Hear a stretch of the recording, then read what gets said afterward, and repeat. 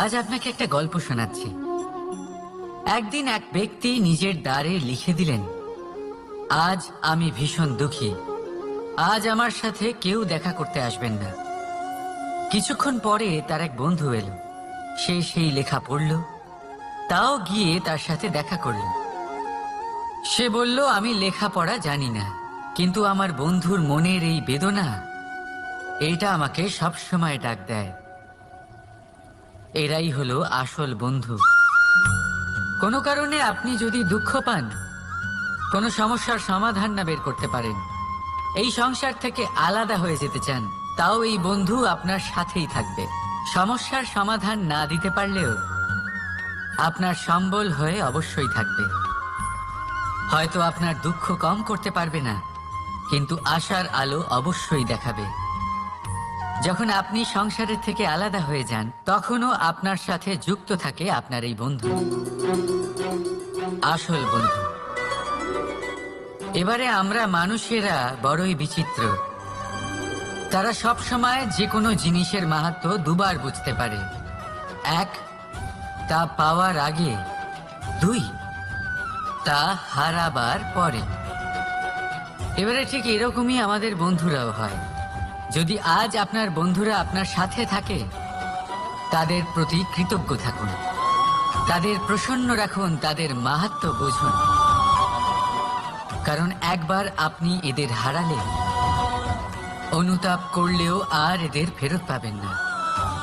তাই ভালোবাসুন, বন্ধুত্ব বজায় রাখুন, আর আমার সাথে প্রসন্ন হয়ে বলুন, রাধা রাধা।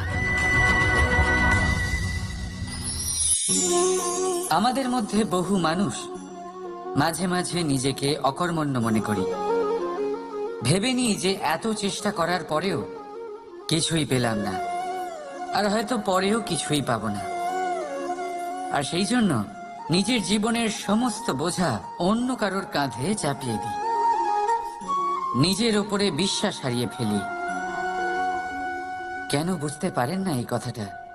যে যতক্ষণ না পায়ে কোনো কাঁটা ফুটবে, ব্যক্তি কি করে বুঝতে পারবে যে এরপর থেকে নিচে তাকিয়ে চলতে হবে? সূর্যকে নিজে জ্বলতে হয় যাতে বাকিদের প্রকাশ দিতে পারে সে। রাতের অন্ধকারের সাথে লড়াই করার জন্য চন্দ্রিমাকে আকাশে একা উজ্জ্বল হতে হয়। নদী নিজের যাত্রা কি করে করে, নিজের পথ কি করে নির্মাণ করে? সে পাথরের সাথে লড়াই করে তা বানায়। যদি স্বয়ং আপনি নিজের সাহায্য করতে অক্ষম হন, তাহলে নিশ্চিতভাবে আপনার এই জীবন ব্যর্থ হয়ে যাবে। তাই মনে রাখবেন, এই সংসারে নিজের জীবনের ভার নিজের কাঁধেই বহন করতে হয়। অন্যের কাঁধের ওপর শুধুমাত্র পরলোক যাত্রা হয়। সেই জন্য এই সংসারে জীবিত সেই যে আত্মনির্ভর।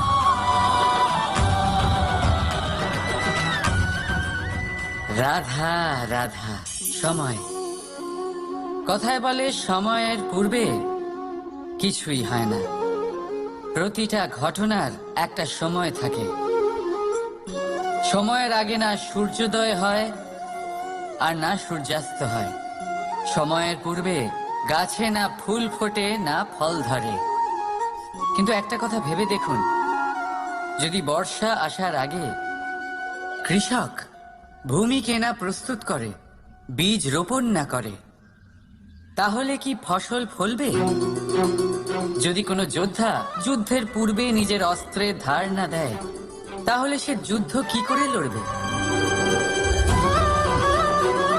এর মানে এটাই হলো যে সময় আপনার যখন আসার তখন অবশ্যই আসবে, কিন্তু ততক্ষণ এটাও গুরুত্বপূর্ণ যে আপনি নিজেকে তার জন্য তৈরি রাখুন। কারণ এই সুযোগ, এই কথাটা শুনতে যত ছোট, এটা আসেও ততটা কম সময়ের জন্য, তারপর চলেও যায়। এবার যদি সুযোগ আপনার হাতে আসে আর আপনি তার জন্য তৈরি না থাকেন, তাহলে আপনি সাফল্য কি করে পাবেন? তাই আপনি সঠিক সময়ের জন্য অপেক্ষা করুন, সেই সুযোগের জন্য অপেক্ষা করুন, কিন্তু ততক্ষণ নিজের চেষ্টার দ্বারা নিজেকে আরো সক্ষম করে তুলুন। কারণ সাফল্য আপনার জন্য অপেক্ষা করছে, শুধু আপনি তার জন্য তৈরি থাকুন। রাধা রাধা। কথা মানুষের পাওয়া সবচেয়ে অদ্ভুত উপহার। এই কথাই মানুষকে এই সংসারের সমস্ত প্রাণীর থেকে ভিন্ন করে তোলে, সংসারের সবচেয়ে উপরে নিয়ে যায়। এই কথার কারণেই আমরা একে অপরের সাথে ভাব আদান প্রদান করি। আমি আমার মনের ভাবনা অন্য কাউকে ব্যক্ত করতে পারি, অন্য কেউ তাদের ভাবনা আমাকে ব্যক্ত করতে পারে। এই কথাই আমাদের সবচেয়ে বড় ঢাল। এবারে দেখুন, আপনি নিশ্চয়ই লক্ষ্য করেছেন কারোর কথা মধুর হলে লোকে তাকে ভালোবাসে, তাকে নিজের বন্ধু বানায়। সেইভাবেই যদি কারোর কথা কঠোর হয় তাহলে লোকে তাকে ঘৃণা করে, তাকে নিজের শত্রু মনে করে। এই কথাই ভাষা হয়ে আমাদের ইতিহাস রচনা করে। তবে আমরা কি সত্যি বাণীর বিষয়ে অতটাই ভাবি যতটা আমাদের ভাবা উচিত?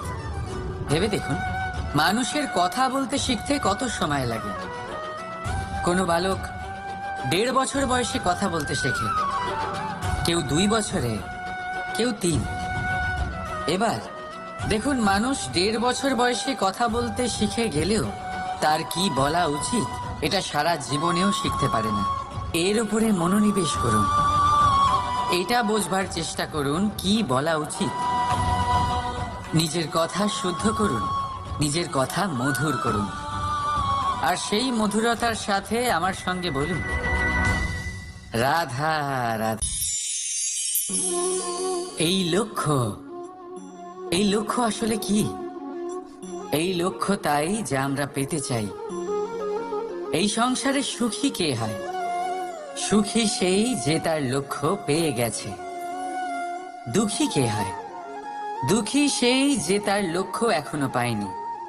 এবারে প্রশ্ন এখন এটাই যে লক্ষ্য সবাই পেতে চায়, লক্ষ্য পাওয়ার জন্য সবাই প্রাণপণ চেষ্টাও করে, তাহলে সবাই তাদের লক্ষ্যে পৌঁছতে পারে না কেন? ঠিক আছে, কোথাও না কোথাও কিছু না কিছু কমতি থেকেই যায়। যাই বাধা থাক, আজকে আমি আপনাকে একটা উপায় বলবো এই লক্ষ্য পাওয়ার জন্য। একটা কাগজ নিন, তাতে একটা চিহ্ন বানান, সেটাই হবে আপনার লক্ষ্য। এবারে সেই লক্ষ্যে পৌঁছানোর একটা পথ বানান। এবারে এই যাত্রাকে ভিন্ন ভিন্ন ভাগে বিভাজন করে দিন। এবারে এটা হলো আপনার পরিকল্পনা। এবার এই পরিকল্পনা ক্রমানুসারে আপনি পালন করতে থাকুন, এটাই হবে আপনার চেষ্টা। এবার এইভাবে যদি আপনি চেষ্টা করতে থাকেন, যাই আপনার কল্পনা হোক না কেন তা বাস্তব অবশ্যই হবে। তাহলে এই কল্পনাকে বাস্তবে রূপান্তরিত করুন। এইভাবেই নিজের পরিকল্পনা পালন করতে থাকুন। আপনার যাই কল্পনা থাকুক বা যাই লক্ষ্য থাকুক, তা বাস্তবে পরিণত হয়ে আপনার হাতে অবশ্যই আসবে। রাধা রাধা।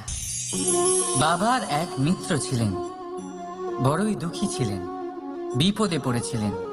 কি করবেন? ব্যবসা ভালোভাবে চলছিল না, বাড়িতে শান্তি ছিল না, সমস্ত জায়গায় ক্ষতি হচ্ছিল। তাই উনি একজন জ্যোতিষীকে দেখালেন। জ্যোতিষী বললেন, আপনার যে বাড়ি আছে সেটা আপনার জন্য অশুভ, আপনার এই বাড়ি পাল্টে ফেলুন। উনি বাড়ি পাল্টে ফেললেন, তবুও ওনার সমস্যার সমাধান হলো না। তারপর একজন জ্ঞানী ব্যক্তি ওনাকে বললেন যে আপনার জামা কাপড়ের যে রং সেটা বিপদকে আমন্ত্রণ জানাচ্ছে, এই জামা কাপড়গুলিকে পাল্টে ফেলুন। উনি সেগুলো পাল্টে ফেললেন, তাও সমস্যার সমাধান হলো না।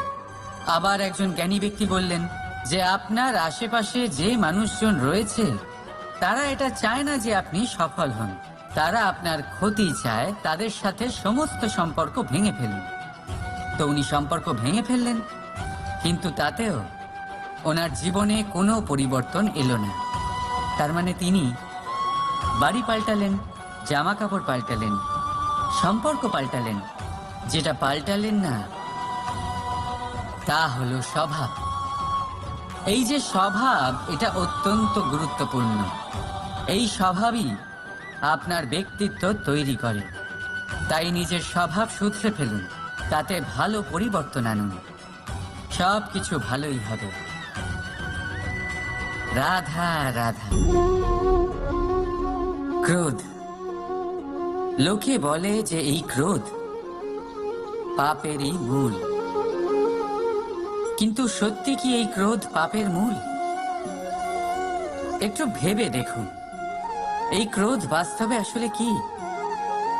এই ক্রোধ একটা অনুভূতি যা আপনার মধ্যে হঠাৎই অসীমিত তেজ সঞ্চালন করে। এবারে আমি আপনাকে কিছু উদাহরণ দিচ্ছি যাতে আপনি বুঝতে পারেন যে ক্রোধ আপনার জন্য ভালো কি না। যদি কারোর সাথে অন্যায় হয় আর এটা দেখে আপনার ক্রোধ হয়, আর এই ক্রোধ আপনাকে তার সাহায্য করতে প্রেরণা যোগায়, তাহলে এই ক্রোধ অবশ্যই ভালো। যদি কোথাও আপনি দেখেন যে কোনো নারীর উপরে অত্যাচার হচ্ছে আর সেটা দেখে আপনার ক্রোধ হয়, আর এই ক্রোধ আপনাকে তার সাহায্য করতে সাহস যোগায়, তাহলে এই ক্রোধ অবশ্যই ভালো।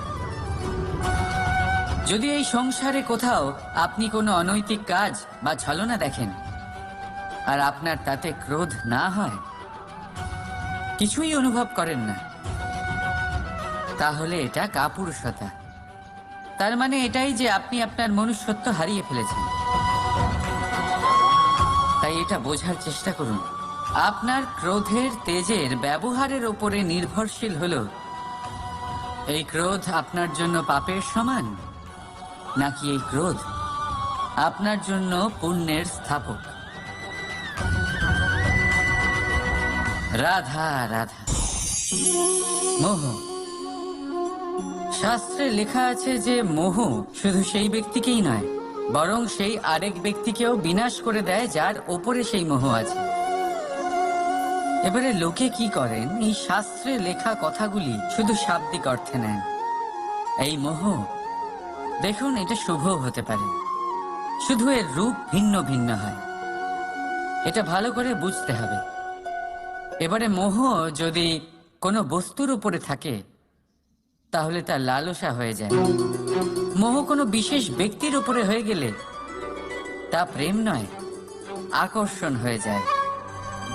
মোহ কোনো চাহিদার উপরে হয়ে গেলে তা বাসনা হয়ে যায়। মোহ বিজয়ের উপরে হয়ে গেলে তা কুণ্ঠা হয়ে যায়।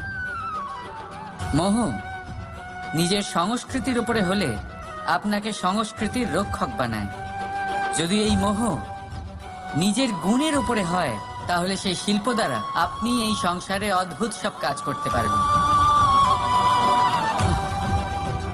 এবারে এটা আপনার উপরে নির্ভরশীল যে এই মোহকে আপনি সৃজনের আধার বানাতে চাইবেন নাকি বিনাশের অস্ত্র বানাতে চাইবেন। ভেবে দেখুন, সিদ্ধান্ত আপনার। রাধা রাধা। অভিমান, আত্মসম্মান, অহংকার, দেখতে গেলে এই তিনটি শব্দ ভিন্ন ভিন্ন, কিন্তু এর মূল আধার একই, আত্মসম্মান। এবার যদি কথা বলি আপনার শরীরের, আপনার সংস্কৃতির, আপনার সম্পর্কের, তাহলে অভিমান থাকা স্বাভাবিক। এবার যদি কথা বলি আপনার ব্যক্তিত্ব নিয়ে, আপনার আদর্শ নিয়ে, আপনার বিচারধারা নিয়ে, তাহলে আত্মসম্মান হলো একটা গুণ। যদি এইভাবে বলা হয় যে আমি এই কার্য কারোর সাহায্য ছাড়া, সহযোগিতা ছাড়াও করতে পারি, তাহলে এটা আত্মসম্মান, আর এটা সঠিক। যদি এভাবে বলা হয় যে আমি এই কার্য কারোর সাহায্য ছাড়াই বা কারোর সহযোগিতা ছাড়াই করে ফেলেছি, তাহলে এটা অভিমান, এটাও সঠিক। কিন্তু এই কার্য শুধুমাত্র আমিই করতে পারি আর কেউ নয়, এটা অহংকার। তাহলে এই শব্দ এবং তার অর্থ বোঝার চেষ্টা করুন। জীবন ধারণের এক নতুন পথ খুঁজে পাবেন। রাধা রাধা। সংসারে প্রত্যেক ব্যক্তি কোনো না কোনো রূপে ঈশ্বরকে মানে। কেউ মূর্তি রূপে, তো কেউ তত্ত্ব রূপে, কেউ ভাবনা রূপে, আবার কেউ স্বভাব রূপে। কেউ নিজের মধ্যে পরমাত্মা খোঁজে, আবার কেউ অন্যের মধ্যে। কারোর কাছে জ্ঞানই পরমাত্মা। সংসারে প্রত্যেক মানুষই কোনো না কোনো রূপে তার ঈশ্বরকে পেয়েই যান। কিন্তু একটা কথা বলবো, ঈশ্বর প্রথমেই নিজের একটা স্বরূপ পৃথিবীতে আপনার কাছে পাঠিয়ে দিয়েছেন। সেই স্বরূপ হলো আপনার মাতা, আপনার মা। সেই মা যিনি আপনাকে জন্ম দিয়েছেন, আপনাকে বাঁচতে শিখিয়েছেন, আপনাকে সংস্কার দিয়েছেন। যদি আপনি কখনো কোনো অনুচিত পথে অগ্রসর হয়েছেন, তখন তিরস্কার করে আপনাকে সঠিক পথে এনেছেন। যদি আপনি এই সংসারে অসফল হয়েছেন, তখন তার আঁচলের উষ্ণতা দিয়ে আপনাকে আশ্বাস জুগিয়েছেন। সেই সমস্ত কাজ করেন এই মা, যা ঈশ্বরও করেন। সেই জন্য মনে রাখবেন যে এই সংসারে আপনার সবচেয়ে প্রথম ঈশ্বর যদি কেউ থাকে, তাহলে তা আপনার মা। প্রত্যেক প্রতিমাতে ঈশ্বর নাই থাকতে পারে, কিন্তু প্রত্যেক মায়ের মধ্যে ঈশ্বর অবশ্যই থাকে। রাধা রাধা। আপনি নিশ্চয়ই দেখে থাকবেন যে প্রদীপের নিচে অন্ধকার থাকে। যে প্রদীপ সংসারকে আলোকিত করে, সেই প্রদীপের নিচেই অন্ধকার। এবারে অনেক মানুষ আছে যারা এই বিষয়টা এইভাবে দেখে যে ব্যক্তি নিজের সমস্যার সমাধান করতে পারে না, আর গোটা সংসারকে উপদেশ দেয়। কিন্তু এইটা দেখার আরো একটা দৃষ্টিভঙ্গি আছে, আর সেটা হচ্ছে যে স্বয়ং জ্বলে সংসারকে আলোকিত শুধু সেই করতে পারে যা রাধার বড়ই শীতল হয়। এই সংসারের পথপ্রদর্শক সেই হতে পারে, এই সংসারকে দিশা সেই দেখাতে পারে যার মধ্যে সন্তোষ আর ধৈর্য শক্তি আছে। এবারে দেখুন, এটা অত্যন্ত গুরুত্বপূর্ণ বিষয় যে বিবেক তখনই কাজ করে যখন মন শান্ত থাকে, যখন মন শীতল থাকে।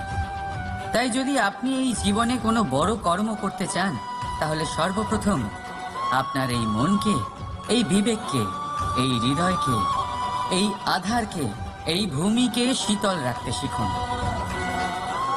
ধৈর্য ধরুন। সংসারে এমন কিছু নেই যা আপনি করতে পারবেন না। রাধা রাধা। এই প্রদীপ দেখতে পাচ্ছেন আপনি? নিজেও জ্বলে আর এই বাতিকেও জ্বালিয়ে রাখে, আর এই সংসারকে প্রদান করে প্রকাশ। অন্ধকারাচ্ছন্ন ব্যক্তিকে প্রদান করে আশার আলো। কিন্তু এটা কখনো ভাবে না যে সেই মাটি কেমন হবে যা দিয়ে এটা তৈরি করা হয়েছে, সেই কুমোর কেমন হবে যে একে আকার দিয়েছে। ভাবে না যে একে কিনেছে তার বাড়ি কেমন হবে, তা কতটা সুসজ্জিত। কিচ্ছু নয়, শুধু এই সংসারকে প্রকাশ প্রদান করে। আর হয়তো সেই জন্যই প্রদীপকে এত ভালোবাসা হয়। সে নিজের বা অন্যের বাড়ি দেখে কখনোই জ্বলে না। সে জ্বলে শুধু অন্ধকারের সাথে লড়াই করতে। তাই আপনিও নিজের ব্যবহার এই প্রদীপের মতো করে তুলুন। নিজের পরিচয় সরিয়ে নিঃস্বার্থভাবে কর্ম করে যান, আর নিজের জন্য এক নতুন, এক বিশাল, এক অদ্ভুত পরিচয় তৈরি করুন। রাধা রাধা। এই সংসারে প্রত্যেক ব্যক্তি বড় কিছু করতে চায়, এমন কিছু যা এই সংসারে কেউ আগে কখনো করেনি। এমন জায়গায় পৌঁছতে চায় যেখানে এর আগে কেউ কখনো পৌঁছতে পারেনি। আর কেউ কেউ এতে সফলতা অর্জন করে। কিন্তু কিছু মানুষ অসফল হয় কেন? এটাই আমার প্রশ্ন। না তো তাদের ইচ্ছেতে কোনো কমতি থাকে, না কমতি থাকে তাদের চেষ্টায়। তাহলে কেন এরা পিছিয়ে পড়ে? এর উত্তর বড়ই সরল। এই সংসার আপনাদের বলি কিভাবে। আপনারা সকলে সংসারে মহান কাজ করতে চান, সেই মান, সেই সম্মান পেতে চান যা এর আগে কেউ কখনো পায়নি। কিন্তু আপনার সমস্যা এটাও যে এই কাজে সংসার আপনার সাথে থাকছে না, বড়ই অদ্ভুত ব্যাপার। দেখুন, ভুলে যান গোটা সংসারকে, জীবনে একা একা এগিয়ে চলুন। গঙ্গোত্রী থেকে যখন একটি জলের ফোঁটা বেরোয়, তখন সেটা শুধু এক বিন্দু জল। তারপরে যখন সে তার যাত্রা শুরু করে অন্য জলের ফোঁটার সাথে মিশে, তখন সে স্রোতে পরিণত হয়, গঙ্গাতে পরিণত হয়। যদি আপনি জীবনে এগোতে চান, তাহলে একলা এগোতে শিখুন, নির্ভীক হয়ে, সাহসের সাথে, ধনাত্মক চিন্তা নিয়ে জীবনে এগিয়ে চলুন, একা এগিয়ে চলুন। আর দেখবেন সেই মান, সেই সম্মান আপনার জন্যই অপেক্ষা করে আছে। রাধা রাধা। কর্ম। মানুষ সর্বদা কর্ম করতে থাকে, আর এই কর্মের জন্যই সে মান, সম্মান, ধন, প্রতিষ্ঠা লাভ করে। এবার মানুষ সবসময় চেষ্টা করে যাতে সে ভালো কর্ম করে যায়। তাহলে আপনাকে বলি, শুধু ভালো কর্ম করাই আবশ্যক নয়, তার থেকে বেশি জরুরি হলো এই খারাপ কর্মকে বোঝা আর তার থেকে দূরে থাকা। কারণ যখনই আপনি কোনো সঠিক কাজ করেন বা ভালো কাজ করেন, কেউ তা মনে রাখে না। কিন্তু এই সংসারে বিষয়টা হলো এরকম, আপনি একটা খারাপ কর্ম করুন আর সেটা সবার মনে থাকে। এই খারাপ কর্ম কাজলের এক কৌটোর মতো হয়। আপনি যতই চেষ্টা করুন বাঁচিয়ে ব্যবহার করার, কিন্তু এই কালিমা কোথাও না কোথাও অবশ্যই লেগে থাকে। সেই জন্য জীবনে ভালো কর্ম অবশ্যই করুন, কিন্তু তার থেকেও বেশি জরুরি হলো এই খারাপ কর্মের থেকে দূরত্ব বজায় রাখা। আর এটা অবশ্যই করবেন। রাধা রাধা। সংসারে সমস্ত জায়গায় এই ব্যবসা চলতে থাকে। কিছু পাওয়ার জন্য কিছু দিতে হয়, লাভের জন্য কিছু বিনিয়োগ করতে হয়। যদি কারোর অনুভূতি জানতে হয়, তাহলে নিজের অনুভূতিকে ব্যয় করতেই হবে। এবার দেখুন না, কারোর আসল চেহারা যদি জানতে হয়, তাকে স্বাধীনতা দিয়ে দেখুন। যদি কারোর মনের শুদ্ধতা জানতে হয়, তাহলে তাকে ঋণ দিন। যদি কারোর গুণ জানতে হয়, তাহলে তার সাথে একসঙ্গে বসে ভোজন করুন। যদি কারোর ধৈর্যের পরীক্ষা নিতে হয়, তাহলে তাকে তার প্রিয় কাজ করতে বারণ করে দেখুন। যদি কারোর ভালো দিক জানতে হয়, তাহলে তার থেকে পরামর্শ নিয়ে দেখুন। এক অনুভূতির বদলে অন্য এক অনুভূতি বিনিময় করতে হয়। কিন্তু এই সংসারে একটাই এমন অনুভূতি আছে, যেটা দেখার জন্য, যেটা পাওয়ার জন্য আপনাকেও ঠিক সেই অনুভূতিটাই দিতে হবে। আর সেটা হলো প্রেম। যদি কারোর ভালোবাসা দেখতে হয়, তাহলে তাকে নিঃস্বার্থ ভালোবাসা দিন। যদি কারোর থেকে ভালোবাসা পেতে চান, তাহলে তাকে নিঃস্বার্থ পরিশুদ্ধ ভালোবাসা দিন। রাধা রাধা।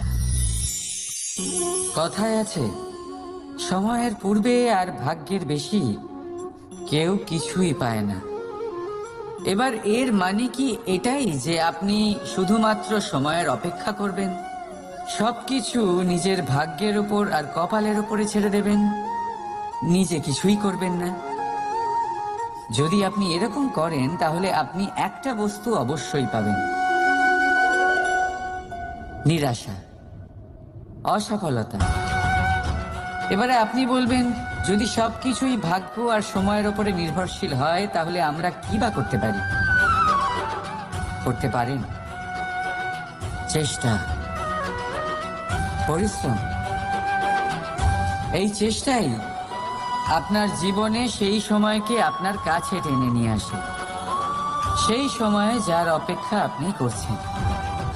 আর এই ভাগ্য তার সামনেই নত হয় যে সর্বদা পরিশ্রম করতে থাকে। রাধা রাধা। এই পদ্ম ফুল দেখতে পাচ্ছেন? এর অভ্যেস হলো জলস্তরের ওপরে ভাসা। সেই জন্য জলাশয়ের জলস্তর যখন বৃদ্ধি পায়, এই যে ফুলের কাণ্ড দেখছেন সেটাও বাড়তে থাকে, যাতে এই ফুল জলস্তরের ওপরে থাকে। কিন্তু যখন সেই জলাশয়ের জলস্তর নামতে থাকে, সেই কাণ্ড নিজেকে ছোট করতে পারে না, আর এই ফুল নিজের ভারে নিজেই ভেঙে পড়ে। এবার এটা আমাদের সাথেও হয়। সময়ের সাথে আমরা জীবনে যত সাফল্য পাই, আমাদের জীবনের স্তর বাড়তে থাকে। আর যখন আমাদের সংস্থান কমতে থাকে, আমরা সেই জীবন স্তর ছাড়তে পারি না, আর শেষ পর্যন্ত সেই জীবন স্তরের কারণেই ভারাক্রান্ত হয়ে শেষ হয়ে যায়। সেই জন্য যদি কিছু রাখতে হয়, তাহলে তা হলো দৃষ্টিভঙ্গি। সাধারণভাবে জীবন যাপন করতে শিখুন। সময়ের চক্রও আপনাকে মাত দিতে পারবে না। রাধা রাধা।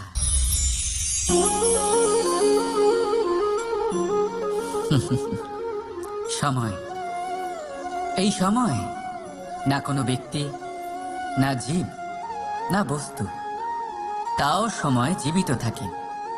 এই সময়ে না জল, না অগ্নি, আর না বায়ু, কিন্তু তাও আমাদের জীবনের আধার। এই সময় দেখতে গেলে মানুষ এই সময়ের হাতের খেলনা। কখনো আমাদের সময় ভালো হয়, আবার কখনো খারাপ। কেউ সময় আসার প্রতীক্ষা করে, আবার কেউ সময় যাওয়ার প্রতীক্ষা করে, কিন্তু এই সময় কারোর হাতে ধরা দেয় না। এই সময় যা কেউ দেখতে পায় না, এটা সবাইকে সব কিছু দেখিয়ে যায়। দেখিয়ে যায় যে আপন কে আর পর কে, আমাদের শুভাকাঙ্ক্ষীকে আর ক্ষতি কে চায়, আমাদের মিত্রকে আর আমাদের শত্রুকে। এই সময় আপনাকে দেখায় যে আপনি কতটা শক্তিশালী, সেই সময় আপনাকে দেখিয়ে যাবে আপনি কতটা দুর্বল। এই সময় সব কিছু দেখিয়ে